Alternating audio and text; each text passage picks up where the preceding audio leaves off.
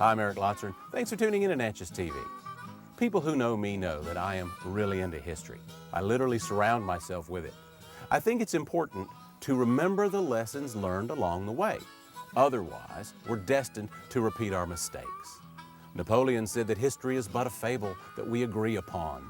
So therefore, I think it's important to uncover as many facts as possible so that the final narrative is as accurate as possible. And I'd like you to meet someone who puts this concept to practice.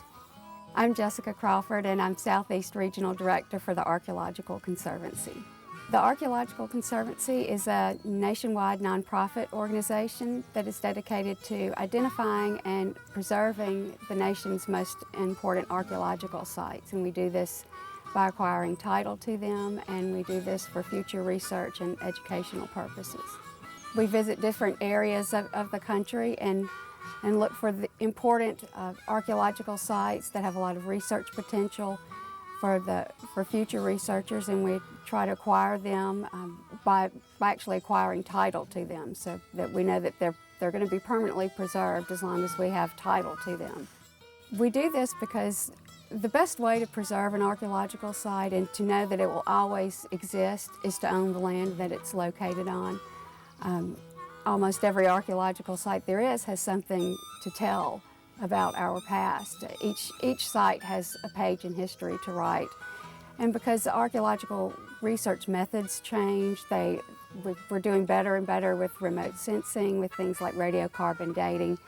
We want to be sure that we have a large number of sites preserved for future research. So if we own these properties, we know that they will always be available to researchers, and they'll always be there for us to learn from. So basically, we're prepared to own archaeological sites and care for them and manage them indefinitely. In some cases, we do acquire properties that we later turn over to a state park or the National Park Service so that they can be incorporated into existing parks. But in most cases, we simply bank these land titles away and hold them indefinitely, so they'll always be there.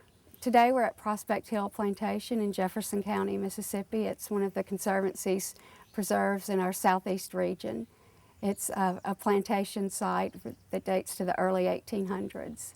The house that is at Prospect Hill now is the second house. The first house was burned in a slave uprising. So the second house was built in 1854. It was completed actually on May 1st. The family moved in on May 1st, 1854. One of their children was born May 2nd, 1854, the day after they moved in the house. And so that's the house that is still there today. It was built by the grandson of Captain Isaac Ross. It was built by Isaac Ross Wade, who also contested the will. And he was the one that the slaves were attempting to kill when they burned down the original house. One of the really beautiful things at Prospect Hill, and in addition to its setting and the house itself, is the family cemetery behind the house. And it's dominated by a massive marble monument that was placed over the grave of Captain Isaac Ross, his wife, and one of his daughters by the American Colonization Society in 1838. The monument was made in Philadelphia by the same marble artisans who did work on Independence Hall and on George Washington's sarcophagus and a lot of other significant buildings in the Philadelphia area. It was made there and shipped to Rodney and then brought across land to Prospect Hill by wagon. And it's incredibly beautiful white columned monument, and it was supposed to have cost $38,000 at the time, which is a pretty significant amount. And the Colonization Society actually supposedly used funds from Captain Ross's estate to place the monument there. But there are other family members buried around the monument, but it's a beautiful cemetery, and it's sort of another one of the most photographed things about Prospect Hill. Well, we're interested in Prospect Hill because of the whole aspect of plantation archaeology. It's actually a growing field in historic archaeology. We don't have many historic sites in the southeast region. Most of the sites in the southeast are Native American village sites or Indian mounds. And Prospect Hill is something a little bit different for us, but it's certainly an archaeological site. There's a lot of interesting plantation archaeology going on the East Coast, at Mount Vernon. Several other large, well-known plantations have really good and established plantation archaeology programs, and this is sort of a first for our region in the Southeast. There's a lot of information here at Prospect Hill that is beneath the ground, that even though it was occupied in historic times, when we have an actual written historic record, there's still a lot of research potential here on the grounds and in the foundations of, say, the kitchen behind the house house where the house slaves lived, and also where the slave quarters area where the slaves lived, and then also a lot of other outbuildings. We have foundations of many outbuildings out here that have research potential. So there's a lot out here beneath the surface, under the ground, that interests the Archaeological Conservancy, and that's what we're preserving here. One of the most common research directions that archaeologists are going in now is, of course, what life was like for the slaves. We know a lot about what the people who lived in the big house, who owned the plantation.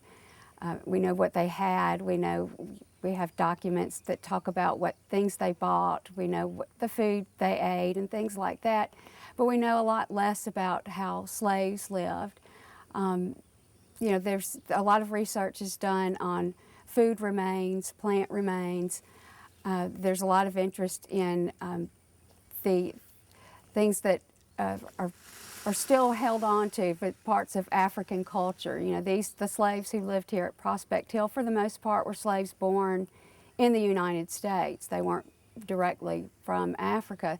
So it's always interesting to see what type of influences they still held on to that were from Africa, that had been handed down through their generations. And that's just one direction that a lot of researchers choose to go in. Also, the housing, what the houses were like. Because in Mississippi, there aren't many plantations that have a lot of outbuildings still preserved. And it's not just the slave life that's of interest. This one here in Jefferson County, Prospect Hill, dates to the early 1800s, and that's pretty early for around here. And really not much research has been done archaeologically on plantations in this part of the state, or in any part of the state, and especially from this time period. So there are all sorts of interesting things that can be learned from research out here. And there's also the fact that the first structure that was built in the early 1800s was burned, and there's a possibility of finding the original footprint of that house. We don't know what it looked like. We don't really know very little about it. So, there's also the possibility of learning about it as well.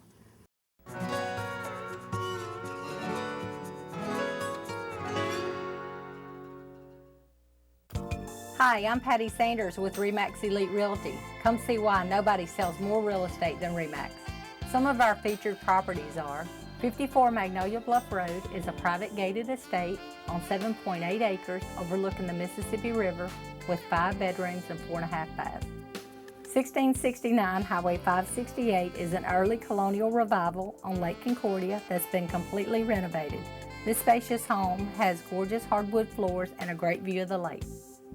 326 Main Street is a downtown building used commercially that was a former bank and offers lots of potential.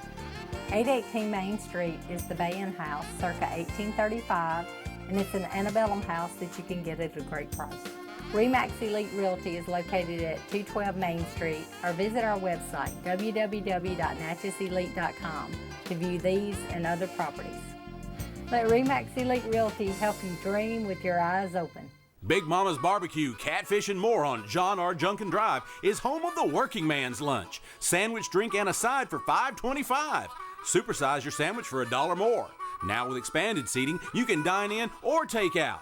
Don't want to cook? The family meal deal feeds a family of 4 for $20.99. Set up for the big game with a tailgate special. Slab of ribs, whole chicken, 2 pints of sides, rolls, and sauce for only $39.99. Come in for some of that Southern-style goodness at Big Mama's Barbecue, Catfish, and more. We've heard the music, and times are changing at Trace City Toyota. home of the most popular cars in the world. There's a lot full of new trucks and cars to choose from in all the popular models and all the cool colors. Check out their choice selection of pre-owned trucks and cars. Scott Tratner and his sales staff are eager to help you sink the deal on the car of your dreams at Tree City Toyota. The Hampton Inn and Suites is your home away from home in downtown Natchez.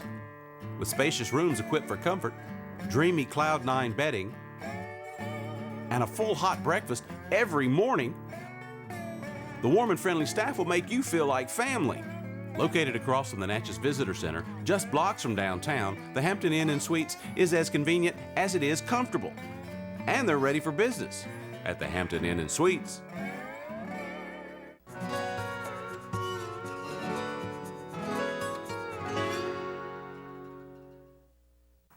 When you look around our area today at our dwindling population, rotting architecture, and declining opportunity, it may be hard to believe that people and events from our area have shaped the history of the world. Prospect Hill, its history is unique. It was established by Captain Isaac Ross, who moved to the area in the early 1800s, and he already had family living here. They had moved from South Carolina. He moved down here to join his brother who had moved here, I believe in maybe 1805. And Isaac Ross was here about 1808. He established this plantation with about 150 slaves that he brought from their home in South Carolina. He cleared this area and built a house here in the early 1800s. And in 1836, or in the early 1800s, he started making out his will, and he had become a member of the American Colonization Society.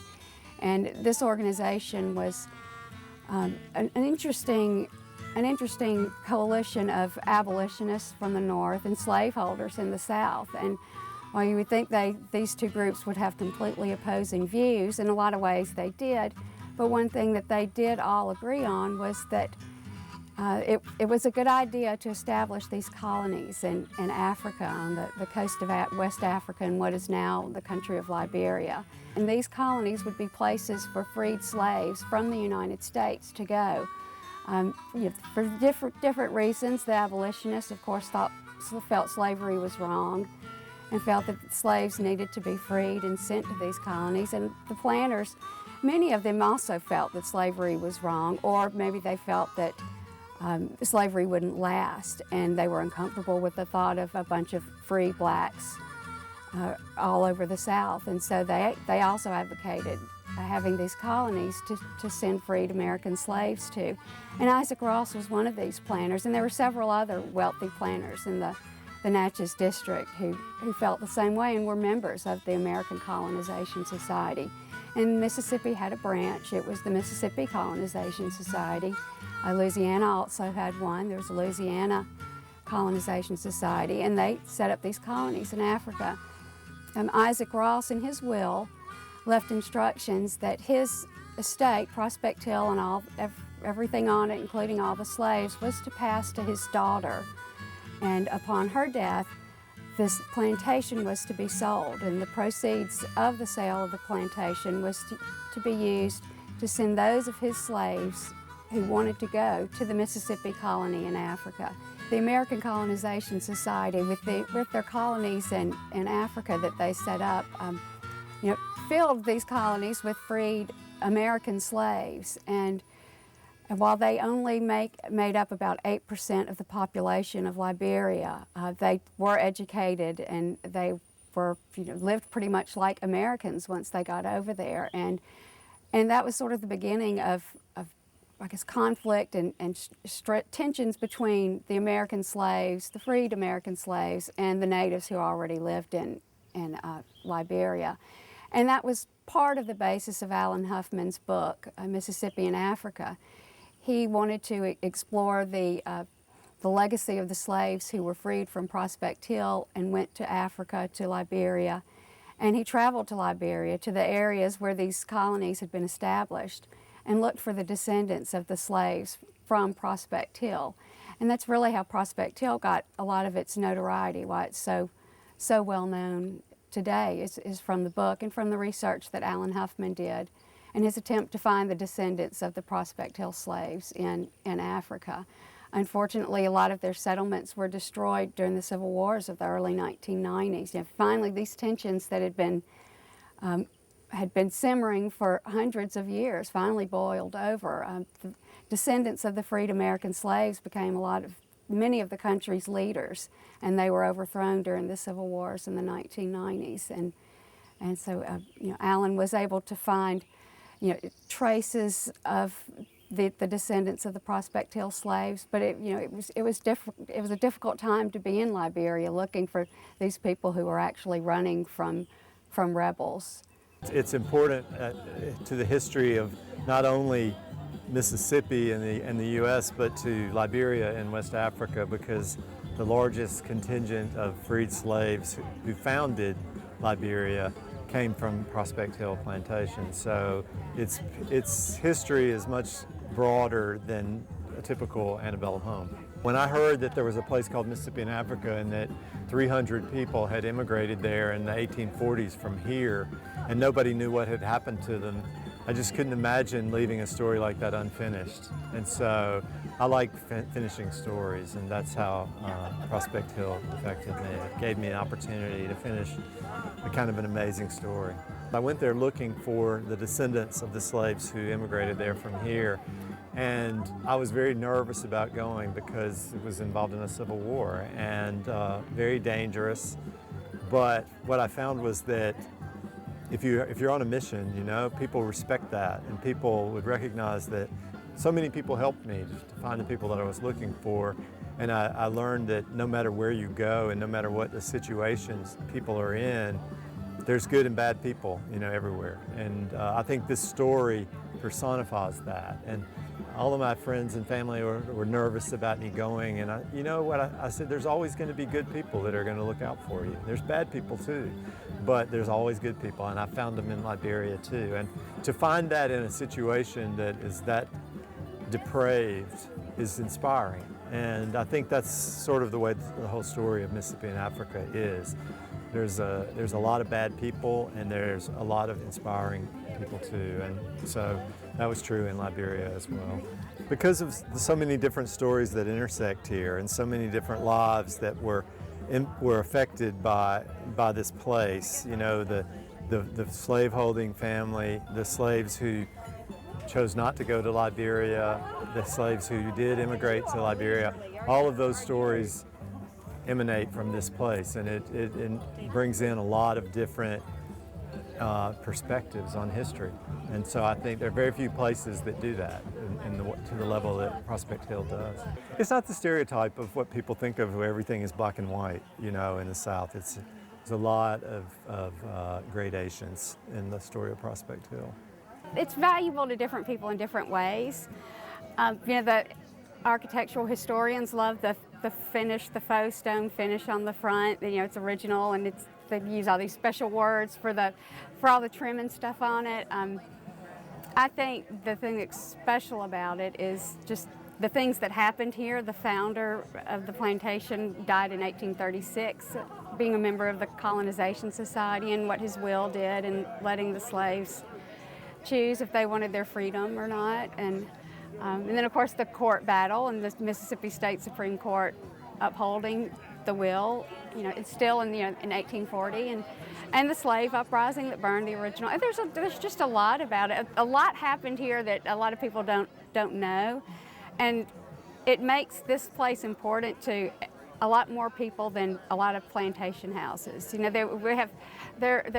We have a lot of local African Americans who feel sort of an attachment to it because they kind of see it as a place where their ancestors sort of took their fate into their own hands and rose up and burned the first house in an attempt to get rid of the grandson who was challenging the will.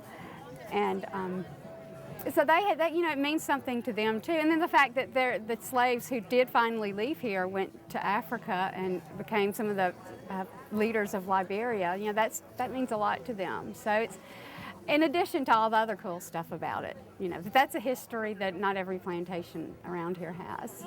I like the peacock the best. I mean, when the previous owner pretty much abandoned the place, the peacock, instead of going wild, which is what peacock people have told me, he should have done, being out here by himself, he stayed here. He just moved into the house.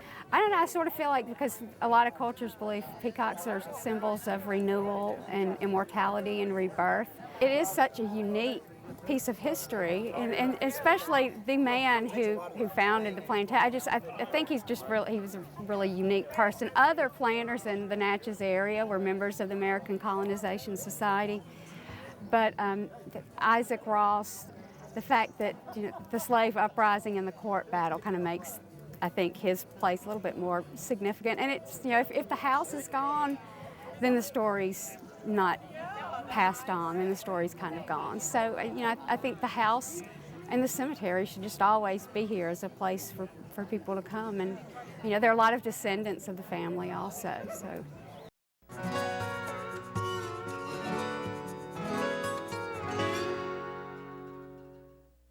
Big Mama's Barbecue, Catfish, and more on John R. Junkin Drive is home of the working man's lunch. Sandwich, drink, and a side for $5.25. Supersize your sandwich for $1 more. Now with expanded seating, you can dine in or take out. Don't want to cook? The family meal deal feeds a family of 4 for $20.99. Set up for the big game with a tailgate special. Slab of ribs, whole chicken, 2 pints of sides, rolls, and sauce for only $39.99. Come in for some of that Southern-style goodness at Big Mama's Barbecue, Catfish, and more. We've heard the music, and times are changing at Trace City Toyota.